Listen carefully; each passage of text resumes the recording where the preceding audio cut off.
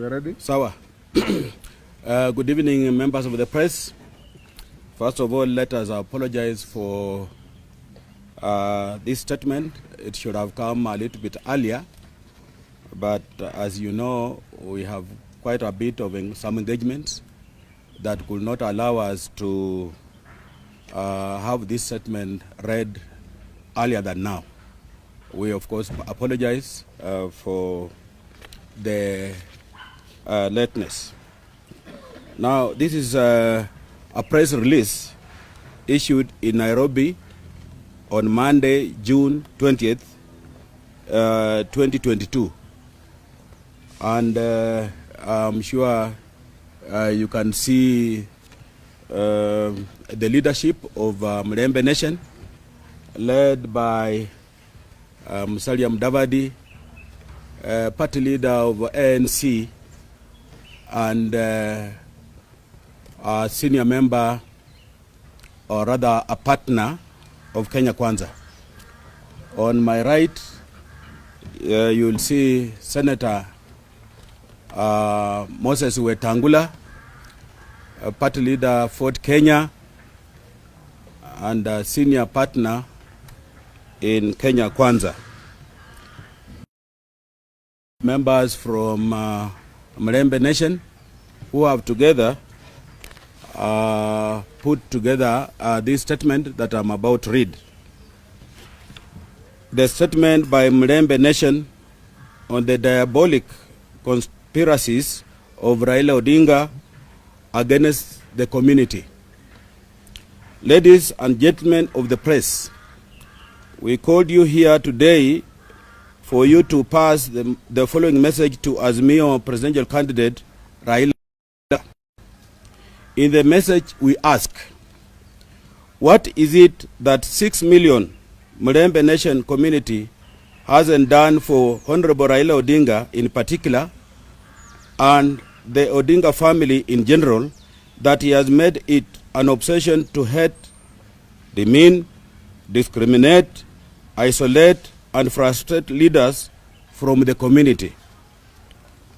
What form of absolution should the community offer you, RAILA, in order to restrain you from roaring retribution that you continue to visit on the community leaders?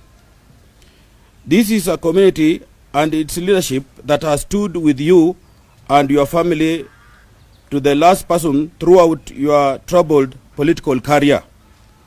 Even when others have declared you a political pariah, an abomination, and a leper, the Mulembe Nation didn't desert you.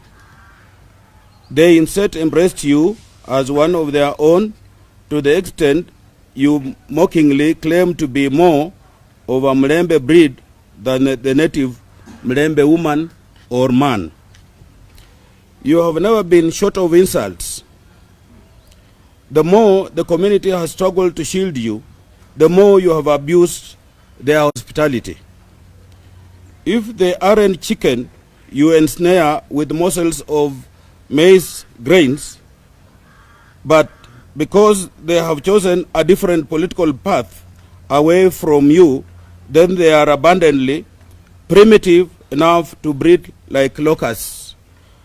Mr. RAILA, if this isn't enough, isn't ingrained sadism, then it isn't far from being the practice of modern day narcissism. And Kenyans should take note and beware. Because to you, the Mulembe Nation is cheap. You have traded with their electoral numbers to negotiate entry into government after every cycle.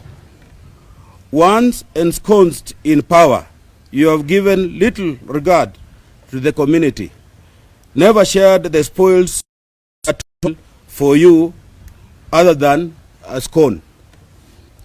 This is what you did to achieve the infamous handshake. The dividends of the handshake have never been shared with your NASA partners. You are not embarrassed that your own county of Siaya had 3 cabinet secretaries, courtesy of the handshake, at the expense of 4 Mulembe counties which have no cabinet secretary. This is in addition to other uncountable blam appointments in all levels of government. Instead, you schemed to kill NASA to stop a son of Mulembe rising to presidency.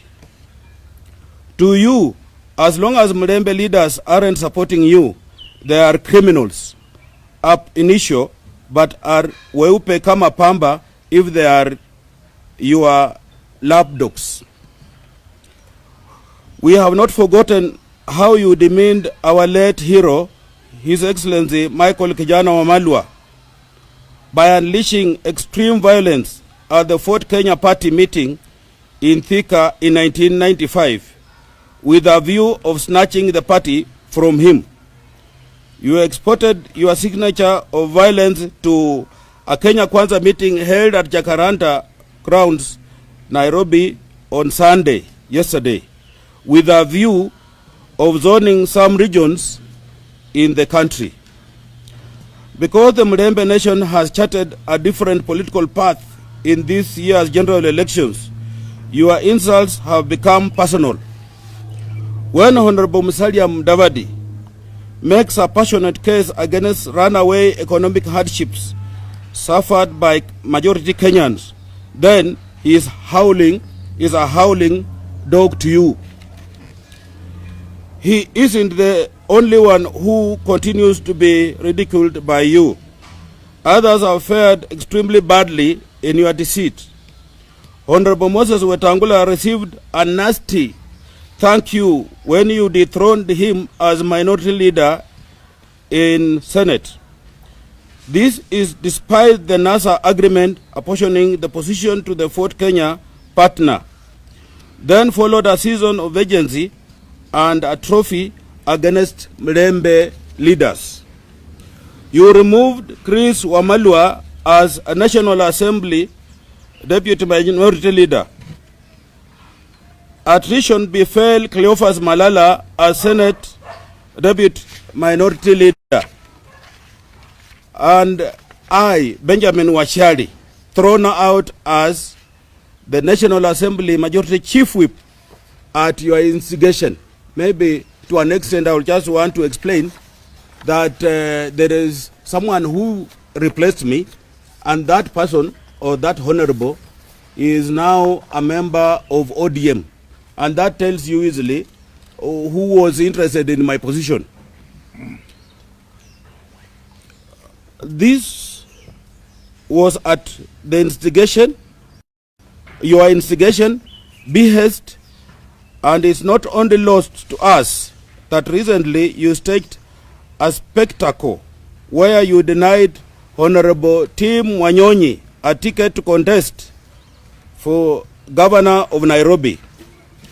Neither have we forgotten how you unleashed the notorious Men in Black against Honorable Abab Namwamba and subsequently hounded him out of office as the Secretary General of ODM. Your schemes then took you in a futile attempt to prevent Sakaja too from vying for the same seat. At this stage, we pose a rhetorical question. Are leaders from Mulembe community, lesser Kenyans, to be toyed in any way you want?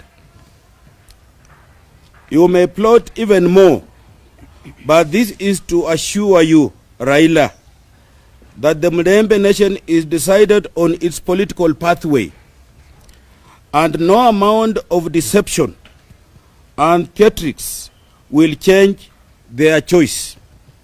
Soon, we assure you, you will be a living memory of the adage that you can cheat some people sometime, but never will you cheat the Mulembe nation all the time.